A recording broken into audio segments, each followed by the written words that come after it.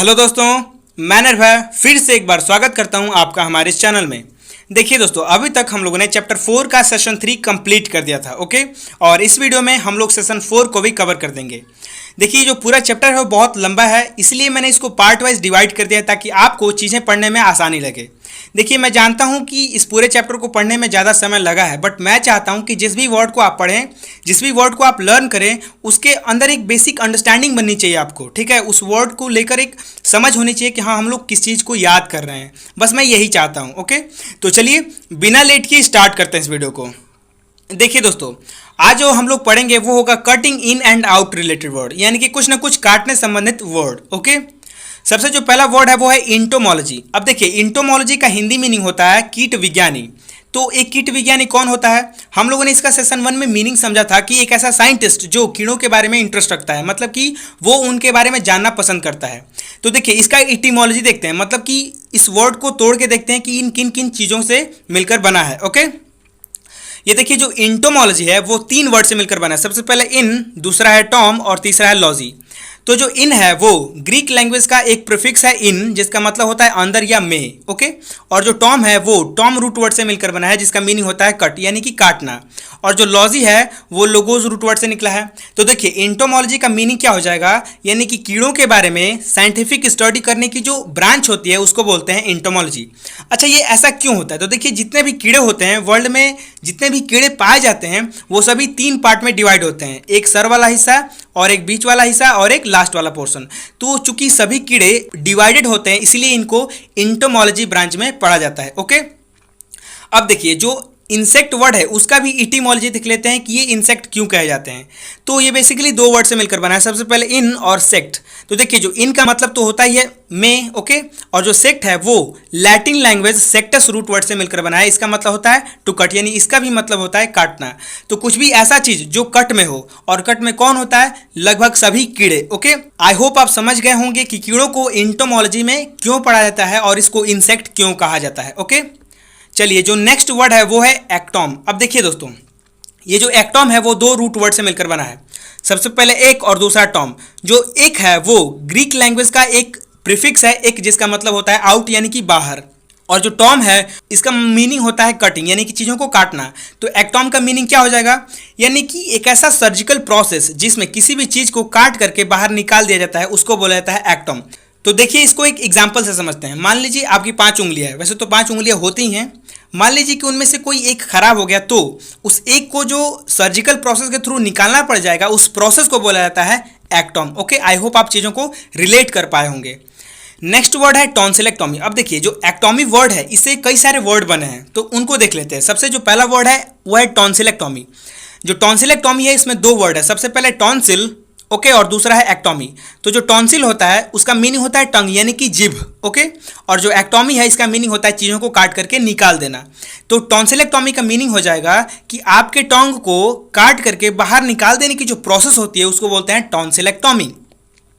Next word है अपेंडेक्टॉमी। अब देखिए दोस्तों, ये भी 2 वर्ड से मिलकर बना है, सबसे पहले अपेंड और दूसरा है एक्टॉमी। जो अपेंड है उसका मीनिंग होता है अपेंडिक्स। अब अपेंडिक्स क्या होता है?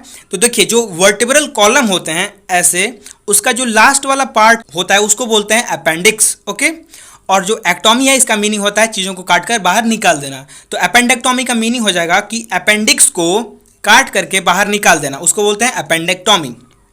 अब देखिए, तो नेक्स्ट वर्ड है मास्टेक्टॉमी। अब देखिए दोस्तों, जो मास्टेक्टॉमी है इसमें भी 2 वर्ड मिलकर बना है, सबसे पहले मास्ट और दूसरा है एक्टॉमी।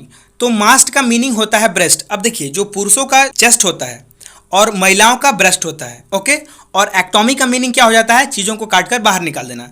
तो अगर किसी महिला का ब्रेस्ट कैंसर हो गया तो उसके ब्रेस्ट का कोई सा भी पार्ट काट करके बाहर निकाल देने की जो प्रोसेस होती है उसको बोला जाता है मास्टेक्टॉमी। ओके, नेक्स्ट वर्ड है हिस्टेरेक्टॉमी। अब देखिए दोस्तों, हिस्टेरेक्टॉमी भी 2 वर्ड से मिलकर बना है, सबसे पहले हिस्टर और दूसरा एक्टॉमी। तो जो हिस्टर होता है उसका मीनिंग होता है यूट्रस, यानी कि गर्भ। ओके, गर्भ। और एक्टॉमी का मीनिंग होता है सर्जिकल प्रोसेस के थ्रू किसी चीज़ को काट कर निकाल देना। तो हिस्टेरेक्टॉमी का मीनिंग हो जाएगा कि यूट्रस, यानी कि गर्भ को काट करके बाहर निकाल देना। ओके, नेक्स्ट वर्ड है प्रोस्टेटेक्टॉमी। अब देखिए, ये भी 2 वर्ड से मिलकर बना है, सबसे पहले प्रोस्टेट और दूसरा है एक्टॉमी। जो प्रोस्टेट है वो एक ग्लैंड है जो कि मेनली पुरुषों में पाया जाता है और ये एक रिप्रोडक्टिव ग्लैंड है। ओके, और जो एक्टॉमी है वो एक्टोम रूट वर्ड से मिलकर बना है, मीनिंग होता है चीज़ों को काट के बाहर निकाल देना। तो प्रोस्टेट ग्लैंड को काट करके बाहर निकाल देने की जो प्रोसेस होती है उसको बोलते हैं प्रोस्टेटेक्टोमी। नेक्स्ट वर्ड है एक्सेंट्रिक। अब देखिए एक्सेंट्रिक भी दो वर्ड से मिलकर बना है, सबसे पहले एक और दूसरा सेंट्रिक। तो जो एक है वो ग्रीक प्रीफिक्स एक से बना है जिसका मतलब होता है आउट यानी कि बाहर की तरफ, और जो सेंट्रिक है वो कैंट्रॉन रूट वर्ड से मिलकर बना है, मीनिंग होता है सेंटर यानी कि केंद्र। जैसे कि सर्कल का केंद्र होता है तो इसी को भी कैंटर कहते हैं। तो एक्सेंट्रिक का मीनिंग हो जाएगा आउट ऑफ सेंटर, यानी कोई भी चीज़ जो नहीं होनी चाहिए। ओके, जैसे कि एटीट्यूड यानी कि अलग बिहेवियर का, स्ट्रेंज कुछ अजीब ही हो जाएगा, या एबनॉर्मल मतलब कि वो नॉर्मल नहीं रह जाना, यानी कि कोई भी चीज़ जहाँ होनी चाहिए वो वहाँ नहीं हो रही है, उसको बोलेंगे एक्सेंट्रिक यानी कि out of centre. Next word है मोर कट्स। अब देखिए यानी कट्स से रिलेटेड और कितने सारे वर्ड्स हैं उनको भी हम लोग डील करेंगे। तो जो सबसे पहला वर्ड है वो है एटम। अब देखिए एटम का मीनिंग हम लोगों ने 9th और 10th में समझा था कि एक ऐसा पार्टिकल जिसको हम और अधिक काट नहीं सकते। तो एटम का मीनिंग ऐसा क्यों है, कभी आपने सोचा है? तो आज हम इसका एटिमोलॉजी करके देखेंगे। देखिए एटम में मेनली दो पार्ट हैं, सबसे पहले ए और दूसरा टॉम।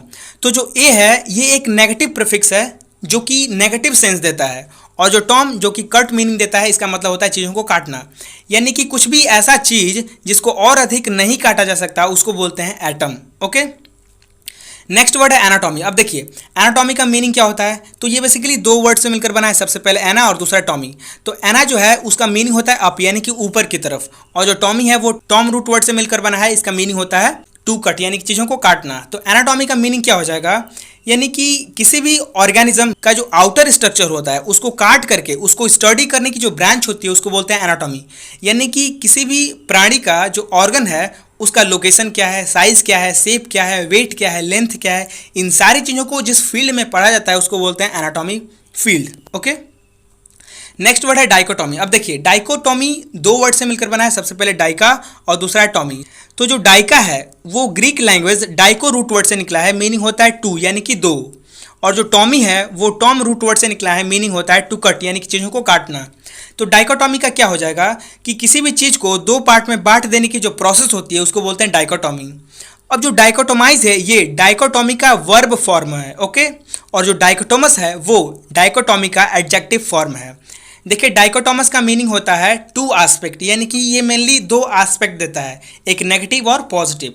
तो अगर आपसे कोई पूछे कि डाइकोटोमस का मीनिंग क्या हो जाएगा तो आप कहें कि ये एक ऐसा वर्ड है जो दो सेंस प्रोवाइड कराता है। ओके, एक नेगेटिव और एक पॉजिटिव।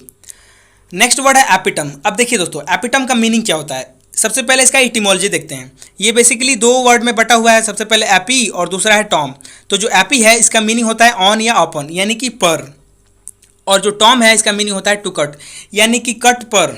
अब देखिए कट पर का मीनिंग क्या हो जाएगा, यानी कि एसेंस ऑफ समथिंग, यानी किसी भी चीज़ का मूल सार, मूल तथ्य, मेन चीज़ को बोलते हैं एपिटम।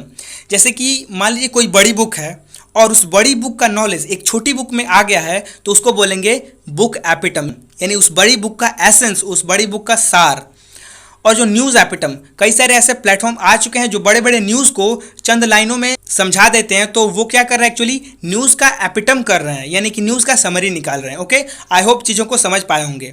नेक्स्ट वर्ड है एपिटमाइज। अब देखिए एपिटम का वर्ब फॉर्म होता है एपिटमाइज, यानी कि टू मेक सेंटर्ड, किसी भी चीज़ को केंद्रित कर देना उसको बोलते हैं एपिटम। जैसे कि you are the epitome of the kindness, यानी कि आप ऐसे व्यक्ति हो जो काइंडनेस का सेंटर हो, आप में ही काइंडनेस की सारी क्वालिटीज़ को देखा जा सकता है। ओके, नेक्स्ट है कि can you epitomise this book, कि क्या आप इस बुक का समरी कर सकते हैं, इसका मीनिंग यही हो जाएगा। ओके, तो बस आज के लिए इतना ही। अब देखिए दोस्तों जो प्रैक्टिस पीडीएफ है वो सेशन 5 में मिलेगा। क्यों? क्योंकि सेशन 4 और सेशन 5 आपस में कोरिलेटेड हैं। ओके, तो इन दोनों सेशन का जो पीडीएफ प्रैक्टिस है वो सेशन 5 में प्रोवाइड करा दिया जाएगा। अब देखिए दोस्तों जो हमारा नेक्स्ट वीडियो होगा वो होगा सेशन 5, यानी कि जितने भी वर्ड्स रह गए हैं हम लोग उसको सेशन 5 में कवर कर देंगे और सेशन 5 के साथ इस पूरे चैप्टर को कंप्लीट कर देंगे। ओके, अगर आपको ये चीज़ें अच्छे लग रही हैं तो प्लीज़ आप इस वीडियो को लाइक कीजिए और जितना हो सके अपने दोस्तों के साथ शेयर कीजिए ताकि वो भी इस अच्छे कंटेंट का बेनिफिट ले सकें। और लास्ट में अगर आपका इस वीडियो से रिलेटेड थोड़ा भी डाउट या कोई भी सजेशन है तो प्लीज़ आप अपना फीडबैक कमेंट में जरूर दीजिए, ताकि हम लोग उसको पढ़कर अपने आप में इंप्रूवमेंट ला सके।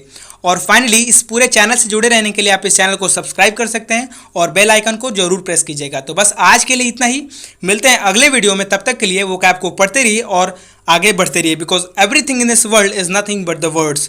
धन्यवाद।